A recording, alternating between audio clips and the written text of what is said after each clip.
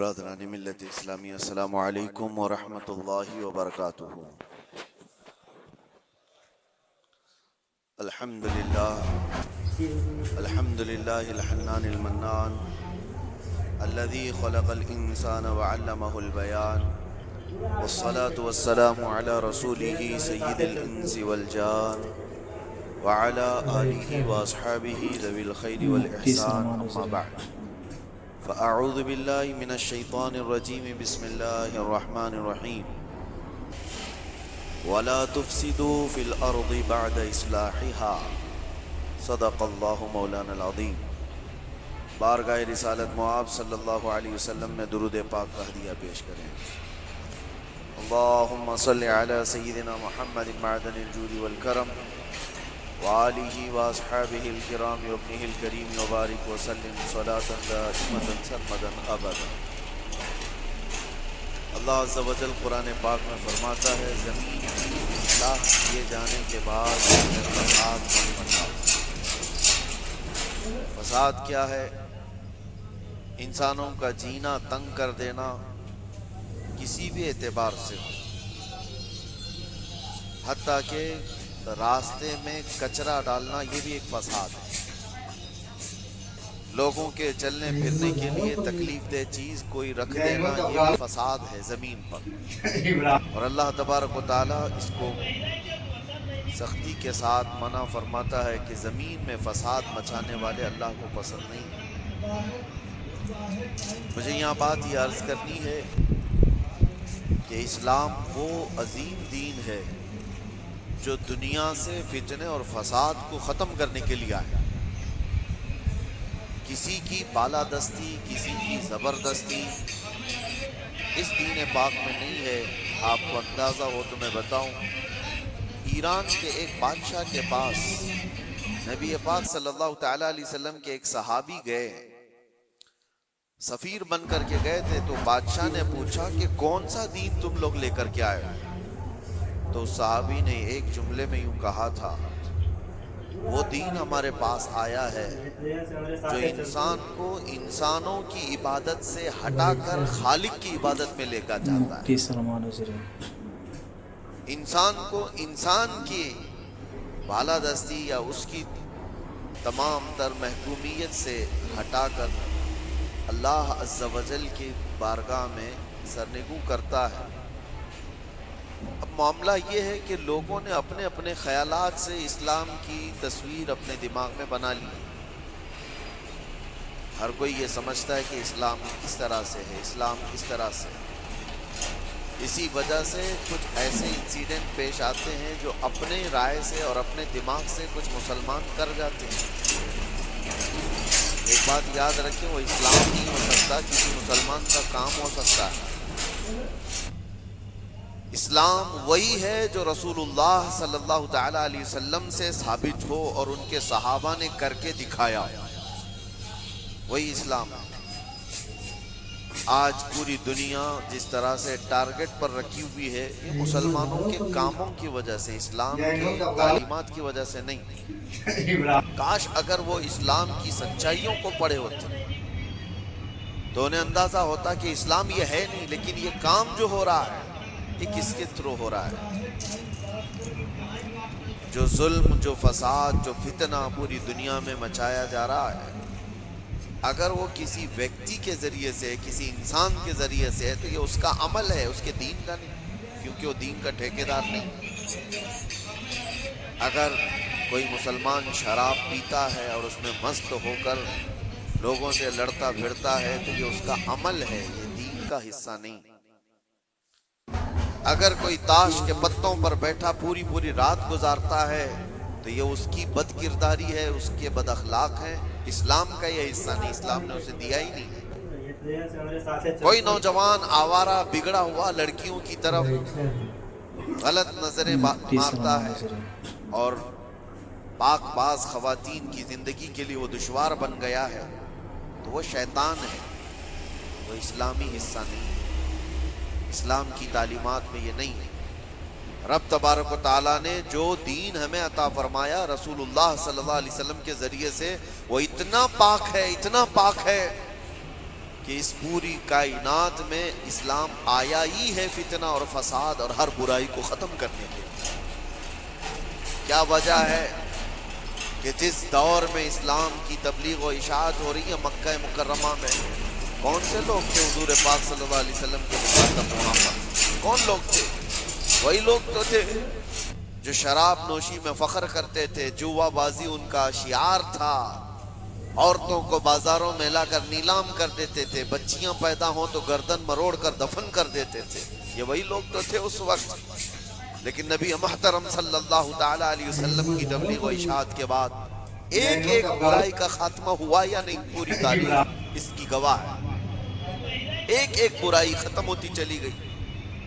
جس مکہ میں پیدا ہونے والی بچی کا گلا گھونٹ کر کے دفن کر دیا جاتا تھا، اسی مکہ سے میرے آقا اعلان فرما رہے ہیں عورتوں کے حقوق کے متعلق کہ عورت اگر تمہاری ایک بیٹی ہو، اس کی پرورش کر کے تم نے صحیح جگہ اس کو شادی کر کے دے دیا تو حضور فرماتے میری شفاعت اس پر واجب، میں اسے جنت میں لے جانے کی ضمانت دیتا ہوں۔ بیٹی کا حق یہ بتایا اسی مکہ مکرمہ میں جہاں لوگ اپنی ماں اور اپنی بہنوں کو بازاروں میں نیلام کر دیتے، میرے آقا صلی اللہ علیہ وسلم نے اس برائی کا خاتمہ فرمایا۔ ارشاد کیا فرمایا کہ الجنت تحت اقدام الامہات، تم کیا سمجھتے ہو عورتیں بازاروں کی زینت ہیں؟ تمہاری اگر ماں ہے تو اس کے قدموں میں تمہاری جنت ہے، بہن ہے تو تمہارے حق میں اس کی دعائیں قبول ہیں، بیوی ہے تو اس کو ایک لقمہ کھلانا صدقے کا ثواب۔ عورتوں کے حقوق بیان کیے۔ جہاں بچوں پر ظلم ہوتا تھا نبی محتشم صلی اللہ تعالی علیہ وسلم نے اس کو ختم فرمایا۔ بوڑھوں کے لیے، بیواؤں کے لیے، بیواؤں کو تو معاشرے میں رہنے نہیں دیا جاتا تھا، ان کے لیے الگ بستیاں ہو جاتی تھی۔ شگن اب شگن یہ بھی ہمارے علاقے میں بھی پائے جاتے ہیں سب چیزیں۔ کسی عورت کا شوہر مر جائے، ستی کی رسم یہاں پر بھی ہوا کرتی تھی، عورت کو شوہر کے ساتھ جلا دیا جاتا تھا، مگر نبی کرم صلی اللہ تعالی علیہ وسلم نے بیوہ عورت کے حقوق کو صرف بڑھایا نہیں، آپ نے جتنے نکاح فرمائے سوائے ام المومنین عائشہ صدیقہ کے کہ ساری بیویاں آپ کی بیوہ ہی ہیں۔ بیوہ کو حضور صلی اللہ علیہ وسلم نے بیوہ ہیں یا مطلقہ ہیں، حضور پاک صلی اللہ علیہ وسلم نے اپنے حرم کی زینت بنائی، بلکہ کروڑوں مومنوں کی ان کو ماں کا درجہ عطا فرمایا۔ ایک ایک برائی کا خاتمہ کرنے کے لیے اسلام اس روئے زمین پر آیا، لیکن افسوس یہ ہے میرے عزیزوں، حالات اس طرح کروٹ لے چکے۔ بہت پہلے ایک شاعر نے کہا تھا بارگاہ مصطفیٰ صلی اللہ علیہ وسلم میں عرض کرتے ہوئے، اے خاص خاصان رسول وقت دعا ہے، امت پہ تیرے وقت عجب آ کے پڑا۔ جو دین نکلا تھا اپنے دیش سے، اپنے وطن سے، آج وہ پردیس میں غریب الغربا۔ یہ دین بڑی شان سے نکلا تھا اپنے وطن سے اور ہر کسی نے اس کو گلے لگا لیا تھا، اور آج یہ اپنے ہی لوگوں کے درمیان اجنبی بن چکا ہے۔ یہ دین اسلام اپنے ہی لوگوں کے بیچ میں اجنبی بنا ہوا ہے۔ توجہ چاہتا ہوں میرے عزیزوں، اسلام کی اس عظیم چھبی کو، اس عظیم صورت کو مسخ کرنے کے لیے صرف غیروں نے نہیں، جبہ ٹوپی پہننے والے، داڑھی رکھنے والوں نے بھی بدنام کرنے میں کسر نہیں چھوڑی۔ آج ہندوستان ہی نہیں پوری دنیا جن مظاہر کو دیکھ کر کے خوفزدہ ہوتی، جس کو دہشت گردی کہا جاتا ہے۔ دہشت یہ ایک ورڈ ہے، دہشت ڈر کو کہتے ہیں، خوف پیدا کرنا۔ مطلب میں اگر چند بچوں کو سامنے لے کر کے تلوار دکھا دوں، آگ لگا کر کے دکھا دوں تو بچوں کے دلوں کے اندر خوف آئے، اس کو کہتے ہیں ڈر پیدا کرنا۔ یہی ورڈ ہے دہشت گردی، اسی کو آتنکوادی کہا جاتا ہے۔ آتنکواد بھی اسی کو کہا گیا کہ ڈر پیدا کرنا لوگوں کے دلوں کے اندر، ٹیررزم اس کو انگلش میں، کہ لوگوں کو خوف کا ماحول بنا کر کے رکھنا کہ ڈرتے رہیں لوگ۔ کیا یہ اسلام کا حصہ ہے؟ لوگوں کے اندر ڈر پیدا کرنا، خوف پیدا کرنا۔ میں تمہیں بتاتا ہوں، عام لوگوں کی بات تو چھوڑو، رب تبارک و تعالی اپنے حبیب صلی اللہ تعالی علیہ وسلم کو کیا فرماتا ہے؟ فذکر انما انت مذکر لست علیہم بمسیطر، اے رسول آپ ان کو صرف واعظ و نصیحت کریں، آپ کو صرف اسی لیے بھیجا گیا ہے۔ نبی پاک صلی اللہ تعالیٰ علیہ وسلم کو رب تبارک و تعالیٰ نے یہ فرمایا فَبِمَا رَحْمَةٍ مِّنَ اللَّهِ لِنْتَ لَهُمْ وَلَوْ كُنْتَ فَظًّا غَلِيظَ الْقَلْبِ لَانفَضُّوا مِنْ حَوْلِكَ، اے رسول آپ کے دل کی نرمی ہے کہ یہ لوگ آپ کے ارد گرد ہیں، اگر آپ سخت لہجہ استعمال کریں گے تو یہ سارے لوگ دور ہو جائیں گے۔ کس کے لیے اللہ فرما رہا ہے؟ رسول اللہ کے لیے، کہ سخت لہجہ استعمال نہ کریں۔ زبان کا سخت لہجہ استعمال کرنے کو منع کیا گیا کہ لوگ بکھر جائیں گے۔ یہاں پر جو دہشت گردی کا لفظ استعمال ہے پوری دنیا کی ڈکشنری میں یہ نیا آیا ہوا، اور لوگوں نے تو اب اسلاموفوبیا نام سے ایک نیا ورڈ ایجاد کیا۔ اسلاموفوبیا کیا ہے؟ اسلام کے نام سے لوگوں میں ہیبت طاری کرنا، دہشت طاری کرنا، ڈر طاری کرنا۔ اگر یہ چند جماعتیں مل کر کرتی ہیں بنام مسلمان، چاہے وہ پاکستان کی رہنے والی ہوں، افغانستان کی ہوں، سیریا کی ہوں، عراق کی ہوں، کہیں کی بھی ہوں، لیکن وہ اسلام کی ٹھیکیدار نہیں ہو سکتی، وہ اسلام کی ذمہ دار نہیں ہے۔ انہوں نے اپنے دماغوں سے اسلام کی صورت بنائی ہوگی، ڈر پیدا کر کے۔ نبی پاک صلی اللہ تعالیٰ علیہ وسلم نے کبھی تو تبلیغ نہیں فرمائی۔ آؤ آپ کو میں بتاؤں، ایک جنگ سے واپسی کے دوران صحابہ بھی سب تھکے ہوئے تھے، ایک جگہ حضور بھی آرام کرنے کے لیے لیٹ گئے، صحابہ بھی لیٹ گئے، سب کی آنکھیں لگ گئی ہیں تھکان کی وجہ سے، اور حضور پاک صلی اللہ تعالیٰ علیہ وسلم اپنی تلوار ایک درخت کے پاس لٹکائے ہوئے اس درخت کے نیچے آرام فرما رہے ہیں۔ اچانک ایک دشمن جماعت کا شخص آیا جو مسلمان بھی نہیں تھے، وہ آتے ہی دیکھا حضور پاک صلی اللہ علیہ وسلم کو اور دیکھا کہ سب سوئے ہوئے ہیں، سیدھے گیا اور حضور کی تلوار لے لی، تلوار پکڑ لی، حضور کی آنکھیں کھلی، آپ نے دیکھا کہ یہ تلوار سوتے ہوئے کھڑا ہے، اور وہ شخص کیا کہہ رہا ہے؟ میں یمنعک منی، اے محمد بتا مجھ سے تجھے کون بچائے گا؟ وہ تلوار کھینچے ہوئے حضور پاک صلی اللہ علیہ وسلم کو سونے کے وقت میں آ کر کے اس طرح سے وہ پوچھ رہا ہے۔ حضور بیدار ہو کر کے جب دیکھتے ہیں یہ پوچھ رہا ہے آج مجھے تجھ سے کون بچائے، مجھ سے تم کو کون بچائے گا؟ حضور نے صرف ایک لفظ کہا، اللہ، مجھے میرا رب بچائے گا، اللہ بچائے گا۔ وہ سامنے والے کے جسم کے اندر پتہ نہیں کب کبھی تاری ہوئی اور اچانک تلوار اس کے ہاتھ سے گر گئی، تلوار اس کے ہاتھ سے گر گئی، اور حضور پاک صلی اللہ تعالیٰ علیہ وسلم نے وہ تلوار اپنے ہاتھ میں لے لی۔ سوچو ذرا، جو شخص آپ کو مارنے کا پورا پلان کر چکا ہو، اچانک وہ فیل ہو گیا اور آپ کو بڑھت مل گئی، تو پھر آپ کیا کریں گے؟ آپ کیا کریں گے؟ کوئی کسر نہیں چھوڑے۔ نبی پاک صلی اللہ تعالیٰ علیہ وسلم کے ہاتھ میں تلوار آئی، آپ نے وہی جملہ اس سے پوچھا، من یمنعک منی، بتا تجھ کو کون مجھ سے بچائے گا؟ کون بچائے گا؟ تھوڑی دیر پہلے یہی جملہ تو مجھ سے پوچھ رہا تھا، تلوار اب میرے ہاتھ میں۔ اور صحابہ بھی جا گئے تھے۔ وہ شخص صرف اتنا کہتا ہے، انت کریم ابن کریم، تم شریف کے بیٹے شریف ہو۔ بس میں نے اتنا ہی سنا ہے، حضور پاک صلی اللہ علیہ وسلم نے تلوار نیچے رکھ لی اور کہا، جاؤ میں نے تمہیں آزاد کیا اور معاف کر دیا۔ سختی کے ساتھ جو تلوار اٹھایا ہے، دنیا کا تو دستور ہے، لڑائی اس کے ساتھ ہوتی ہے جو آپ سے لڑنے آیا ہو۔ اپنے ڈیفنس میں آدمی لڑتا ہے، لیکن یہاں میرے مصطفیٰ صلی اللہ علیہ وسلم نے اس کو درگزر کیا جو آپ پر تلوار اٹھایا ہوا تھا۔ چاہتے تو ڈر سناتے، ٹکڑے کر کے اس کی قوم کے پاس بھیجتے اور دہشت پھیلا دی جاتی کہ ڈرو کہ جو بھی اس طرف آئے گا اس کی حالت یہ کر دی جائے۔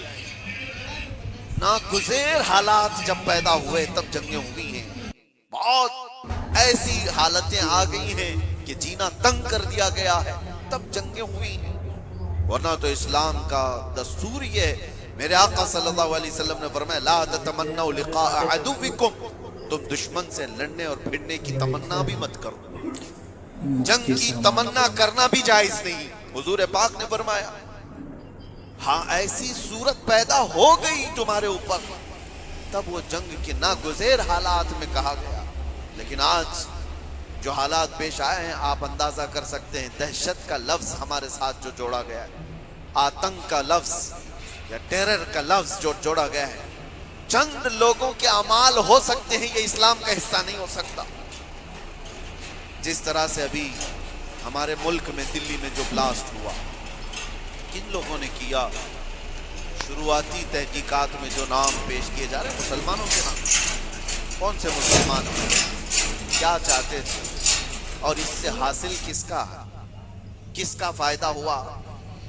مجھے کوئی بھی سینس رکھنے والا مسلمان ہو, کوئی بھی بتائے. یہ بات اس لیے میں عرض کر رہا ہوں کہ آج بہت سارے نوجوان جذباتی ہو گئے اور کچھ لوگوں کی وجہ سے, یعنی کفار و مشرکین کی تکالیف کی وجہ سے وہ سوچتے ہیں ایسے قدم اٹھا لینا چاہیے. میں ان سے کہتا ہوں ایک بات یاد رکھنا ہے, ایکسٹریمزم شدت پسندی دوسری شدت پسندی کو جنم دیتی ہے. ایسا نہیں کہ تم تشدد کرو گے تو سامنے والا تشدد نہیں کرے گا. تم ایک کرو گے سامنے دو کرنے والے ہوں گے, تم دو کرو گے چار کی شدت اور ہو جائے گی. یہ حل نہیں ہے دنیا میں. جن نوجوانوں نے یہ راستہ اختیار کیا, اگر میری بات کو سنتے ہیں تو توجہ چاہتا ہوں, کس کا بھلا کیا ہے؟ ان جماعتوں نے اس طرح کے قتل و غارت سے, اس طرح کے بلاسٹ سے کس کا بھلا کیا ہے؟ امت کا, اسلام کا, مسلمانوں کا, ملک کا, کس کا؟ کسی کا نہیں. ناحق راستے میں چلنے والوں کی جانوں کو لینا. قرآن کہتا ہے من قتل نفسا بغیر نفس او فساد فی الارض فکأنما قتل الناس جميعا. جس نے ناحق ایک جان کو قتل کیا ہے اس نے پوری انسانیت کو قتل کیا. چھٹے پارے میں رب تعالیٰ فرماتا ہے اس نے پوری دنیا کا قتل کیا ہے. لوگ کیا سمجھتے ہیں یہ بلاسٹ کر لینا, کسی بھی علاقے میں جا کر کے بارود سے اڑا دیا جانا, اس کو جہاد سے تعبیر کرتے ہو؟ جہاد کی وہ جو اعلیٰ اور پاکیزہ صورت ہے اس کو مسخ کرتے ہیں, اس کو پر لوگوں کے درمیان بری شکل پیش کرنے کے لیے. میں نے تو کبھی آج تک یہ محسوس بھی نہیں کیا. عراق کے بھی بہت سارے خبر کی, 10 سالوں پہلے پوری دنیا میں IS نے اپنی دہشت پیدا کر کے رکھی. کیا تھی یہ جماعت؟ کبھی بھی قریب سے دیکھنے والا اور پڑھنے والا سمجھ سکتا تھا اسلام کی بو باس بھی انہیں نہیں لگی. جو 12 سال کی 13 سال کی لڑکیوں کو عراق کی منڈیوں میں لے جا کر کے بیچتے ہوں, چھوٹی لڑکیوں کو, وہاں کے حالات ہمیں پتہ ہے, اور ان کی تربیت ایسے کرنا, پورا پیٹرول کی چوری کرنا, دنیا میں بیچنا, اور یہ قتل و غارت اور یہ جو فساد مچایا تھا, اس فساد کا نام اسلام ہو ہی نہیں سکتا. اور اسی لیے میں نے سب سے پہلے آیت کیا پڑھی, وَلَا تُفْسِدُوا فِي الْأَرْضِ بَعْدَ إِصْلَاحِهَا. رب تعالیٰ فرماتا ہے اس پوری زمین پر کہیں فساد مت مچاؤ اس کی اصلاح کیے جانے کے بعد. ارے میاں یہاں کچرا ڈالنے کی اجازت نہیں ہے, تم خون بہانے کی بات کرتے ہو. ہاں, محمد عربی صلی اللہ تعالیٰ علیہ وسلم کا وفادار جو ہوگا, ارے شیر تو میدانوں میں لڑے جاتے ہیں, مقابلہ ہوگا تو میدانوں میں مقابلہ ہوتا ہے. یوں نہیں ہوتا کہ ناحق کوئی بھی راستہ چلنے والے کی جان لے لی جائے اور اس کو کہا جائے کہ یہ جہاد ہے, یہ جنگ ہے, یہ بدلہ ہے, یہ انتقام ہے. ہرگز نہیں. میں سخت مذمت کرتا ہوں ایسے تمام گتیویدیوں کا. کوئی بھی نوجوان اس طرح کی حرکتوں میں ملوث ہوتا ہے تو جانتے ہیں اس کا نقصان کتنا لمبا ہوتا ہے, کتنا لمبا نقصان ہوتا ہے. ان ظالموں نے جو کچھ بھی کیا, چند مہینوں پہلے کشمیر میں جو ہوا تھا, پہلگام, چن چن کر کے جن لوگوں کو مار دیا گیا تھا, وہ جو سیر و سیاحت کے لیے گئے تھے وہ کس کے دشمن تھے؟ کس کے دشمن تھے؟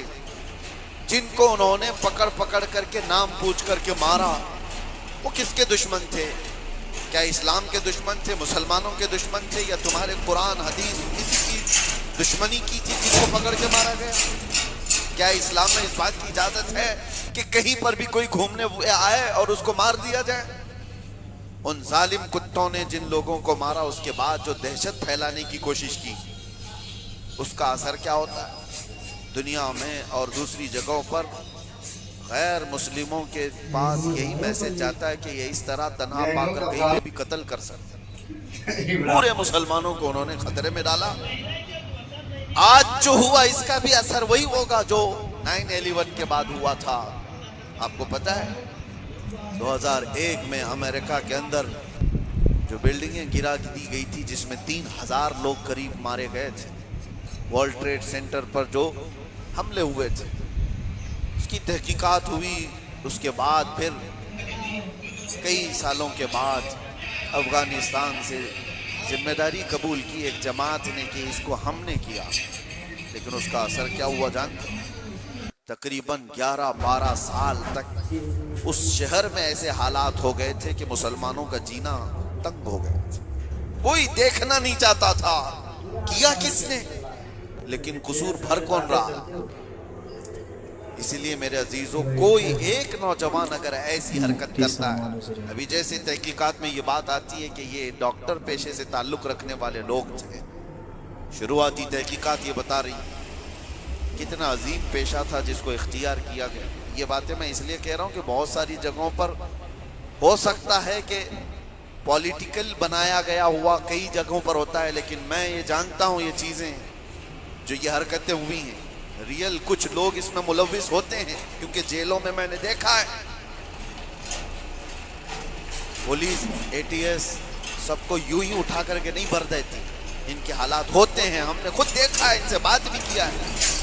एक बात मैं आपको बता देता हूँ, पुलिस से तो वो अपना जुर्म छुपा सकता है, कैदियों में आपस में तो अपना जुर्म बताता ही है क्या क्या किया था। हमें पता है क्या क्या प्लानिंग किए जाते थे। पहले हम भी यही समझते थे कि ये सारा का सारा फेक होता है, मुसलमानों को फंसाने के लिए किया जाता है। नहीं, सब फेक नहीं होता, कुछ मुलव्विस होते हैं, प्लानिंग में इस तरह के शरीक होते हैं। अब मैं नहीं जानता कि वो किस तरह के मुसलमान हैं जो इन चीजों में मुलव्विस हो जाते हैं, उनको कौन डाइवर्ट करता है, कौन फंडिंग करता है। ये सब हुकूमत के और डिपार्टमेंट के काम है कि इन लोगों को अमन को नुकसान पहुंचाने वाली ऐसी हर चीज को वो रोकें। इसका असर अब क्या होगा? क्या हमारे बच्चे जो डॉक्टर बनना चाहते हैं वो किसी भी कॉलेज या यूनिवर्सिटी में जाएं तो क्या उनको शक की नजर से नहीं देखा जाए? ये भी डॉक्टर बन करके कहीं ऐसा ब्लास्ट तो नहीं करना चाहता है? उन जालिम कुत्तों ने अपनी हरकतों से कितने बच्चों की जिंदगी को दांव पे लगाया है, और फायदा किसका किया है? किसका फायदा किया? मैं महसूस करता हूं मेरे अजीजों, ये अगर इस्लाम का नाम लेकर के या बदला लेने की बात करके इस तरह की हरकत करते हैं तो आपको अंदाजा है कल अगर उस इलाके में मैं होता या आप भी होते तो भी उड़ गए होते ना, मर गए होते। उन्होंने किसी को नहीं देखा है कि चलने वाला कौन है, क्या है। क्या यही इस्लामी जंगों का निजाम है? क्या ये रसूलुल्लाह सल्लल्लाहु तआला अलैहि वसल्लम की तालीमात का कोई एक हिस्सा है? सुनो, मेरे आका सल्लल्लाहु तआला अलैहि वसल्लम प्रॉपर जंग में भी जब भेजते थे तब भी सहाबा को फरमाते थे, रास्ता चलते हुए कोई बैठा हुआ आदमी हो तो उसकी तरफ तलवार नहीं उठाना। मेरे आका सल्लल्लाहु अलैहि वसल्लम, ये तो जंग की हालत भी नहीं है अभी हमारी कहीं, ये जंग की हालत में है हम लोग। जंग की हालत में नहीं, प्रॉपर जंग जहां हो रही होती वहां के लिए भी मेरे आका फरमाते कि वहां के बूढ़ों के साथ कोई बदतमीजी ना हो, औरतों के साथ लड़ाई ना हो, हामिला औरत है तो उसको छुआ ना जाए, उनको कैदी नहीं बनाया जाए। और ये तो छोड़े, नबी पाक सल्लल्लाहु अलैहि वसल्लम अपने सहाबा को जब भेजते तो ये भी तालीम देते कि जिस इलाके में जा रहे हो उनकी जो भी इबादत गाह है, इबादत गाह को तोड़ फोड़ नहीं करोगे, वहां के दरख्तों के पत्ते नहीं उखाड़ोगे, जो तुमको मारने की कोशिश किया उसके साथ तुम्हारी लड़ाई होगी। ये निजाम था, और यहाँ बैठे बैठे किसी को उड़ा देना, इस्लाम से कोई। मेरी इन बातों को कुछ लोगों तक मुझे पता है पहुंचती होंगी, और वो शिद्दत पसंदी में कहते हैं कि शायद ये भी यहाँ की मसलहत पसंदी और हिकमत पसंदी के एतबार से बात कर रहे होंगे। हमको ये सारी मसलहत पसंदी की जरूरत भी नहीं, हम किसी की जी हुजूरी करने के लिए बात नहीं कर रहे हैं, हम बात इसलिए कर रहे हैं कि मेरे दीन पर जब कभी धब्बा लगने की सूरत आए तो हम चीख करके बोलेंगे, चाहे वो हमारे अंदर मौजूद कोई मुनाफिक हो उसको भी पकड़ करके हम बेनकाब करेंगे कि इसका ताल्लुक मेरे मुस्तफा की जात से हो ही नहीं सकता। اس لیے ہمیں بولنا ضروری ہے، چاہے وہ اسلامی نام سے کوئی ملک بھی ہو، پاکستان، افغانستان، عراق، شام، کہیں پر بھی پنپنے والے، ہم سب سے پہلے ٹٹول کر کے دیکھیں گے۔ تمہارے چہرے کو دیکھ کر، تمہاری داڑھی کو دیکھ کر، تمہارے جبے کبے کو دیکھ کر، تمہارے نظام حکومت کو دیکھ کر ہم یہ نہیں سمجھ لیں گے کہ یہ خلیفہ آ گیا ہے، یہ اسلام کا بول بالا آ گیا ہے۔ سب سے پہلے ہم ٹٹول کر کے دیکھیں گے کہ اس کی سیرت صدیق اکبر سے ملتی ہے یا نہیں، فاروق اعظم سے ملتی ہے یا نہیں، عثمان و علی سے ملتی ہے یا نہیں، اس کی تعلیمات میں میرے مصطفیٰ کا عشق جھلکتا ہے یا نہیں۔ اگر نہیں جھلکتا ہم اپنی ٹھوکر پر اس کو رکھتے ہیں، چاہے وہ کتنی اونچی پگڑی پہنتا ہو۔ اگر میرے مصطفیٰ کا وفادار ہے تو کسان کا بچہ بھی ہو تو ہمارے سر کا تاج۔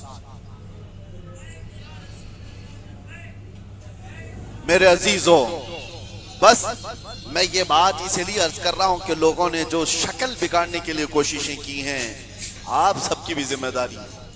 آپ جانتے ہو، میں نے قید کی حالت میں دیکھا تھا کچھ وہ لوگ جو صرف اور صرف سوشل میڈیا پر ایسے ایکٹیو تھے کہ ان کو ساری خبریں معلوم تھی، کہاں کیا کیا ہو رہا ہے۔ مطلب دوسرے ملکوں میں جو یہ ٹیرر ایکٹیویٹیز ہو رہی ہیں، ساری چیزیں، اور وہ بند بھی ہیں، قید بھی ہیں، بہت سارے ایسی ساری چیزیں میں نے دیکھا۔ تو ان چیزوں میں تمہیں کس نے حکم دیا ہے؟ اللہ نے، رسول اللہ نے، کہ تم یہ ساری چیزیں کرتے رہو؟ نوجوانوں، سوشل میڈیا تمہارے ہاتھ میں ہے تو اس کا استعمال بھی صحیح انداز سے کرو، صحیح طریقوں سے کرو۔ زبردستی ایسے اسٹیٹس لگانا جو کسی دوسرے کے اندر دہشت پیدا کرے، ڈر کا ماحول پیدا کرے، حرام ہے۔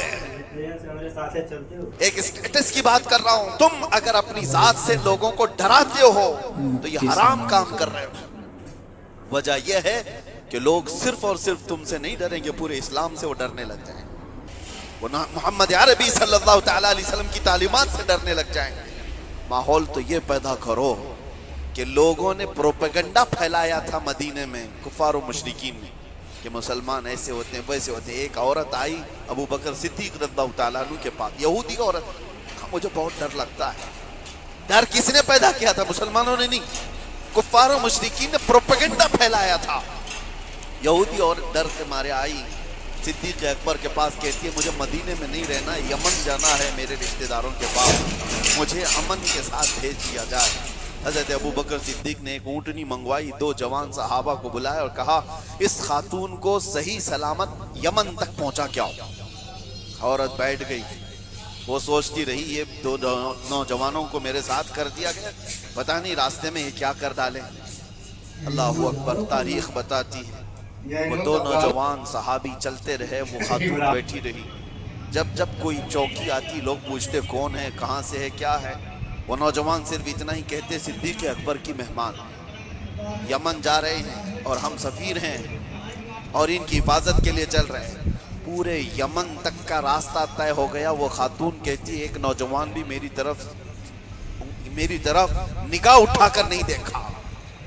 صحیح سلامت پہنچنے کے بعد وہ خاتون اپنے رشتہ داروں کو جمع کرتی ہے اور کہتی ہے میں تو ڈر کے مارے مدینے سے بھاگ کر آئی تھی، مجھے خبریں اسی پھیلائی گئی تھی، مجھے ڈر تھا، ایک دہشت کا ماحول تھا، میں اپنے رشتہ داروں میں آئی تھی، لیکن سب سے میں یہ اعلان کرتی ہوں کہ میں واپس مدینے جا رہی ہوں، اس لیے کہ اس سے زیادہ امن مجھے اور کہیں نہیں لگتا، جو میری عزت کی حفاظت کرے۔ یہ ماحول پیدا کرو اے نوجوانوں، ماحول تو یہ پیدا کرو کہ لوگ تمہارا استقبال کرے۔ آج لوگ تمہیں اپنے محلے میں گھر دینے سے ڈرے نہیں کہ ان کو گھر دیں گے تو پتہ نہیں یہ کیا کر ڈالے گا، گندگی کر ڈالے گا، گھور گھور کر کے لوگوں کو پریشان کر ڈالے گا۔ یہ تو دہشت پیدا کرنے والا ماحول ہے، کیوں نہیں دیا جاتا؟ ڈر کا ماحول پیدا کرنے کی بجائے امن کا ماحول ایسا پیدا کرے، محبت کا ماحول ایسا پیدا کرو کہ لوگ تمہارا استقبال کریں۔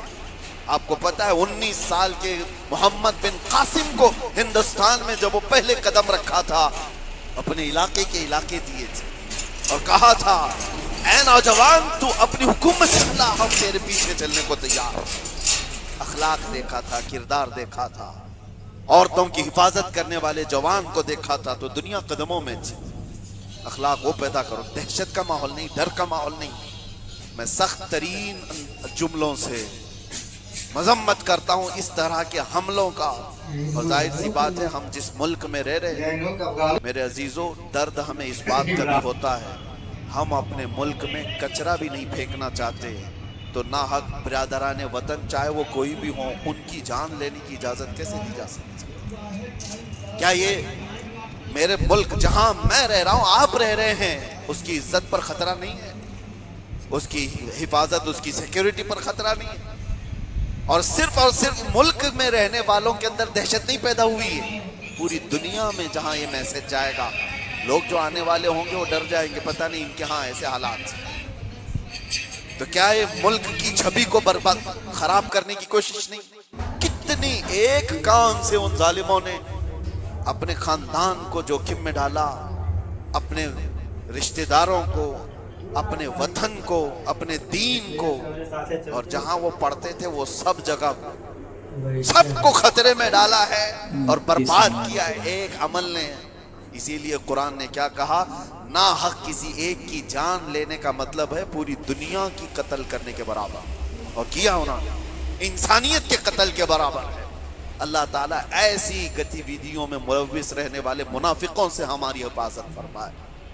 میں دعا کرتا ہوں اور گزارش بھی یہی کرتا ہوں ہر نوجوان کو کہ اس طرح میں درمیانی راستہ اختیار کروں، مداہنت بھی نہیں کہ دین کو چھوڑ کر کے چاپلوسی کرنے کے لیے کچھ لوگوں کی تلوار چاٹنے کے کام کیا جائے، ان کو راضی کرنے کے کام کیا جائے، میں اس بات کا قائل نہیں ہوں، لیکن یہ بات بھی ضرور کہوں گا کہ ایسے شدت پسند کوئی تحریک ہو، کوئی تنظیم ہو، کوئی ایسی گتی ویدیاں ہو رہی ہوں، ان سے تمہارا کوئی تعلق نہ رہے۔ ان کے درمیان ہاں آپ کو اپنے نبی پاک کی محبت پر بھروسہ ہے یا نہیں؟ میرے نبی پاک صلی اللہ علیہ وسلم سے جو عشق ہے مجھے کامل بھروسہ ہے، میں تنہا بھی میدان میں رہوں گا، میرے نبی کی مدد آئے گی، رب تبارک و تعالیٰ کی مدد ہوگی۔ جب ہمیں یہ یقین ہے اللہ ہمارے ساتھ ہے، رسول اللہ کی محبت ہمارے ساتھ ہے، ہمارا چلنا پھرنا ہی راستے میں کافی ہو جایا کرتا ہے۔ اسی لیے میرے عزیزوں، محبت رسول پر بھروسہ رکھو، اللہ کی ذات پر یقین رکھو، حالات یوں ہی اچھے ہو جائیں گے۔ اللہ کریم ہم سب کو اس ملک کے امن و امان عطا فرمائے، برکتوں والا اور خوشحالی والا، امن و امان والا ملک ہمیں عطا فرمائے، ظالموں کے ظلم سے اور نظر بد سے اللہ تعالی ہم سب کی حفاظت فرمائے، اور مومنین کے درمیان، ہماری جماعت کے درمیان جو چھپے ہوئے غدار منافقین ہیں، اللہ تبارک و تعالی ان کو بے نقاب فرمائے اور ان کو کیفر کردار تک پہنچائے۔ وآخر دعوانا ان الحمدللہ رب العالمین۔ السلام علیکم۔